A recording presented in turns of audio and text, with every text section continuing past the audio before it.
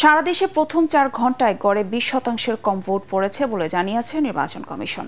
এই তথ্য জানিয়ে নির্বাচন কমিশন সচিব জাহাঙ্গীর আলম বলেছেন, নেটওয়ার্ক দুর্বলতায় অ্যাপসের মাধ্যমে ভোটের সঠিক হার জানা যাচ্ছে না। অনিয়মের কারণে একটি ভোট কেন্দ্র স্থগিত এবং একজন প্রিজাইডিং অফিসারকে আটক করা হয়েছে বলেও জানান তিনি। ইসি সচিব আরও জানান, ঘূর্ণিঝড় রিমালের প্রভাবে স্থগিত 20 উপজেলায় ভোট গ্রহণ হবে 9 জুন। তবে চাঁদপুরের কচুয়া, ফরিদগঞ্জ উপজেলা, কুমিল্লার চন্দিনা উপজেলার ভোট হবে চতুর্থ দফার সাথে 5 জুন। তৃতীয় ধাপের উপজেলার নির্বাচন পর্যবেক্ষণ করছে ইসি। এই মুহূর্তে রাজধানীর আগারগাঁওয়ে ইসি কার্যালয়ে আছেন সহকর্মী একরামুল হক সাইম। নির্বাচন কমিশনে কেন্দ্রীয়ভাবে সারা দেশের নির্বাচন পর্যবেক্ষণ করা হচ্ছে। এখানে মনিটরিং সেল করা হয়েছে।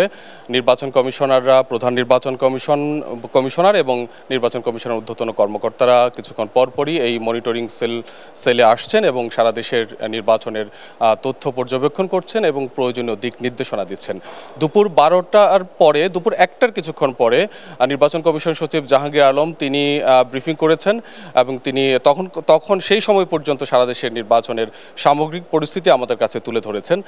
তবে এখনো পর্যন্ত যে খবর রয়েছে তাতে তিনি মনে করছেন যে প্রথম 2 দফায় তেমন কোনো সহিংসতা ছাড়াই নির্বাচন শেষ হয়েছে। এই নির্বাচনও এখনো পর্যন্ত সহিংসতার কোনো ঘটনা নাই, সেজন্য নির্বাচন কমিশনের সন্তোষের কথা তিনি জানিয়েছেন। শুধুমাত্র চট্টগ্রামের পটিয়া উপজেলার একটি কেন্দ্র, পূর্ব পিনগলা সরকারি প্রাথমিক বিদ্যালয় কেন্দ্র, এই কেন্দ্রটি স্থগিত করা হয়েছে। সেখানে ব্যালট পেপার ছিনতাইয়ের মতো ঘটনা ঘটেছিল এবং তাৎক্ষণিকভাবেই সেই কেন্দ্রটি স্থগিত করা হয়েছে। আর কোনো কেন্দ্র এখনো পর্যন্ত স্থগিত করা হয়নি। তবে রাঙ্গামাটির নানিয়ারচর উপজেলায় একটি কেন্দ্রে সেখানে 50-60 জন দুর্বৃত্ত তারা কেন্দ্রে হামলা চালায়।